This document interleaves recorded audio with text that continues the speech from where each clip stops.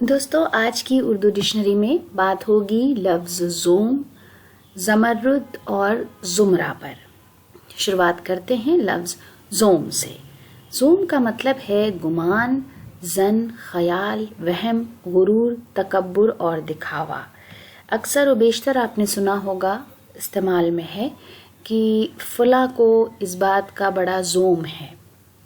तो ज़ोम का कॉन्टेक्स्ट ये होता है: गर्व, असफलता, मिथ्याभिमान, दंभ, अहंकार, अभिमान और घमंड जैसे शब्द हिंदी में vanity, arrogance, conceit, over confidence, presumption, overweening, presumption और प्राइड जैसे अल्फाज इसके लिए अंग्रेजी में इस्तेमाल किए जाते हैं।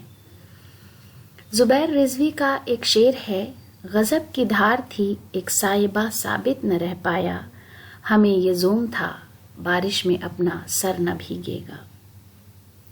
उसके बाद लफ्ज़ ज़मरुद। ज़मरुद कहते हैं पन्ने को, जो एक रत्न होता है, कीमती पत्थर होता है हरे रंग का। जवाहरात में से एक सब्ज रंग का पत्थर जो जेवरात में इस्तेमाल होता है। पन्ना नामक रत्न बहुमूल मणियों में से हरे रंग की एक मणि जो आभूषण बनाने में प्रयोग होती है। अंग्रेजी में पन्ने को या ज़मरुद को इमराल्ड कहते हैं।